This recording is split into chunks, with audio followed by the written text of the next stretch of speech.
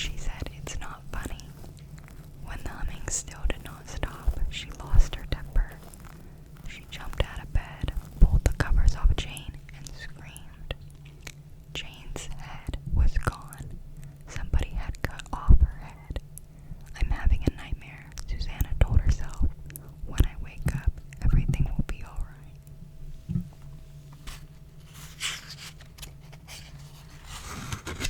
That's all that one.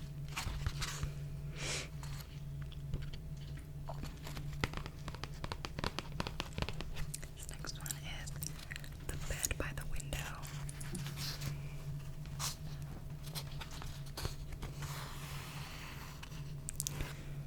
The three old men shared a room at the nursing home. Their room had only one window, but for them it was the only link to the real world. Ted Conklin, who had been there the longest, had the bed next to the window. When Ted died, the man in the next bed, George Best, took his place.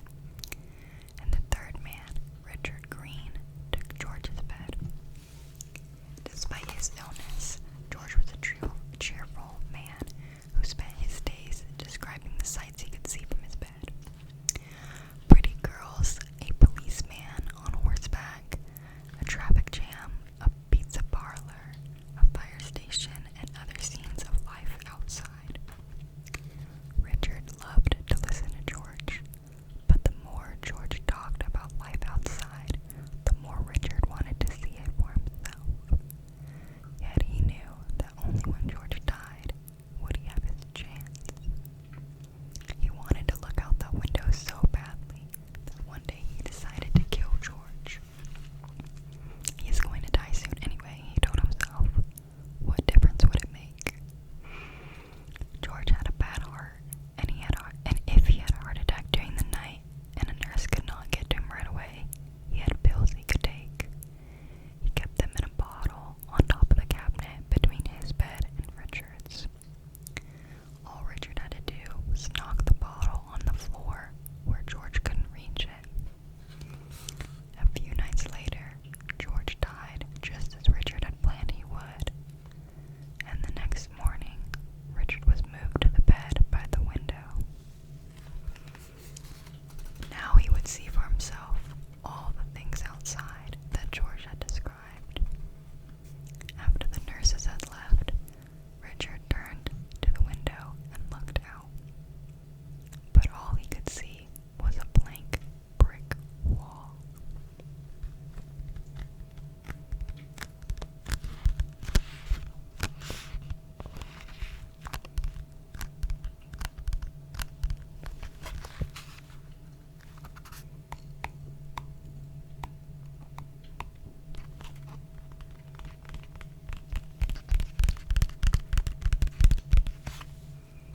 This one is my favorite in all the books. This is my absolute favorite one.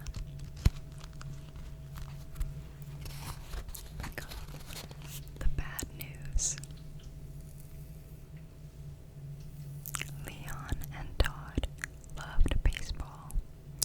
When they were young, they played on the town's baseball team. Leon had been pitcher, and Todd had played second base.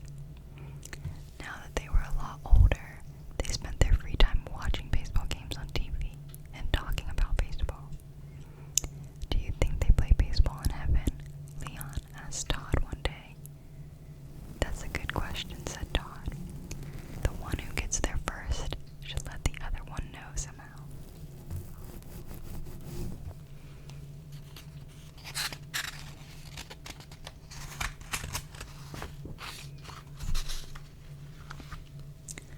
As it turned out, Todd got to heaven first, and Leon waited patiently to hear from him. One day, Leon found Todd sitting in the living room waiting for him. Leon was very excited to see him. What is it like up there, he asked. And what about baseball? When it comes to baseball, said Todd, I have some good news and I have some bad news.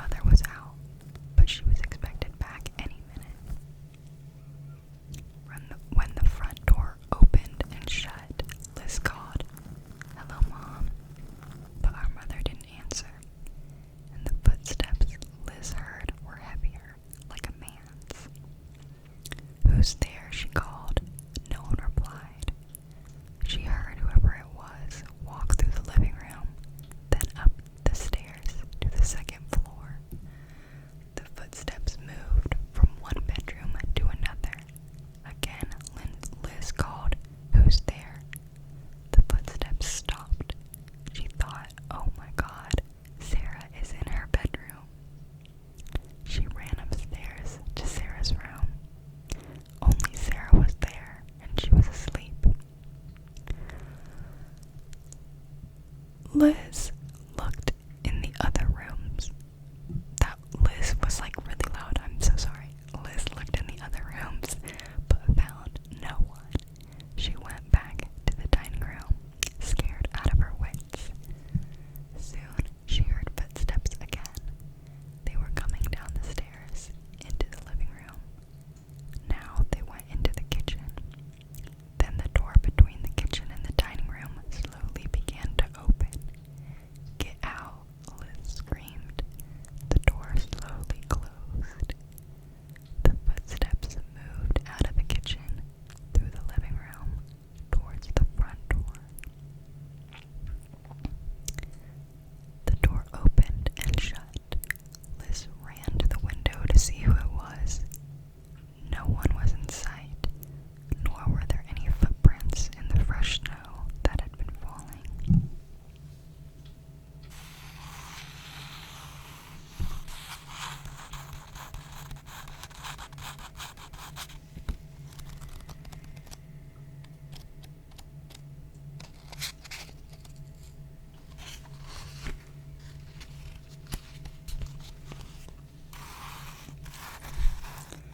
This one is called Bess.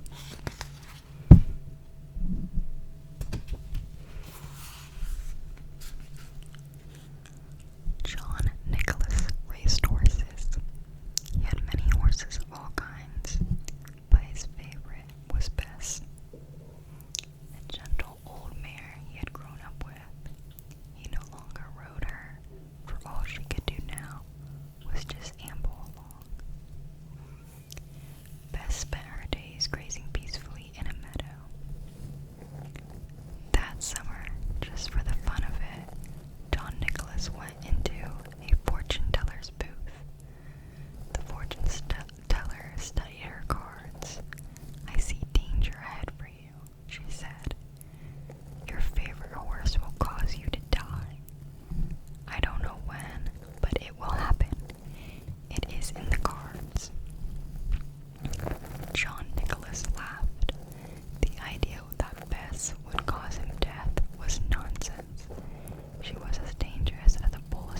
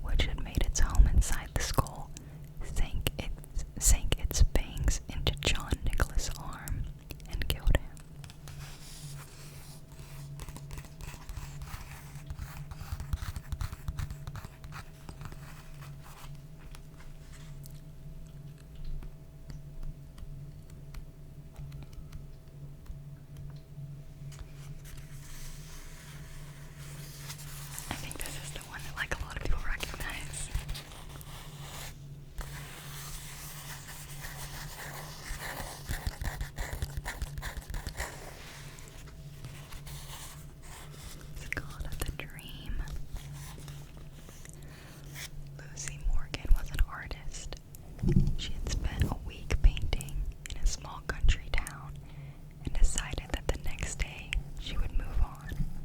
She would go into a village called Kingston. But that night, Lucy Morgan had a strange dream. She dreamed that she was walking up a dark, carved staircase and entered a bedroom. It was an ordinary room, except for two things. The carpet was made up of large squares that looked like trapdoors. Oh, she's kind of jump scaring you. I'm so sorry.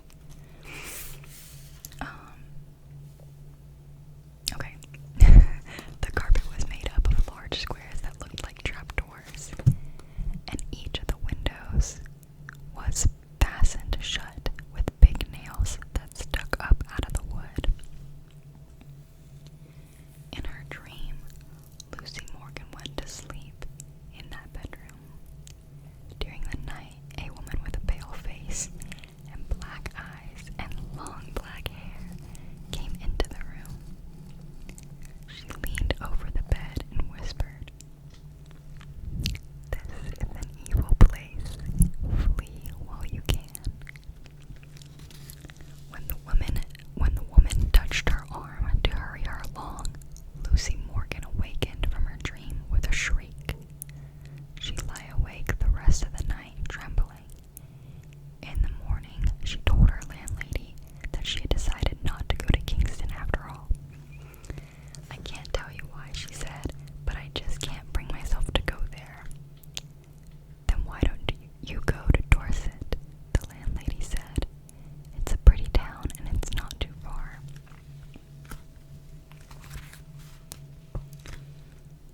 So Lucy Morgan went to Dorset.